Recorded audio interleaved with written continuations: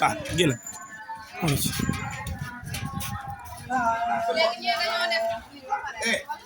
am bolu dafa am ñenn bolu bi dem ñu jóg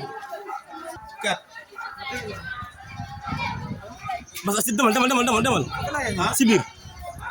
si biir ko ñu leen ko ay jërë génn waaw iyanto kañ jëbo iyanto kenn ñu ko kat bolu mo def iyanto kañ jëboli ate bas jam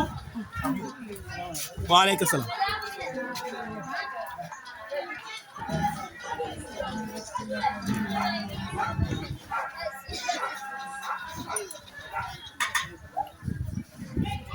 ma ñëw bu jëm fu jëm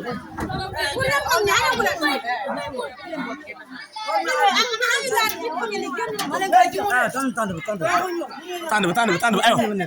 tànd bi ñu mën a lekk to dama tànn ya amasi ya tànd bi la bu ana boy mi tay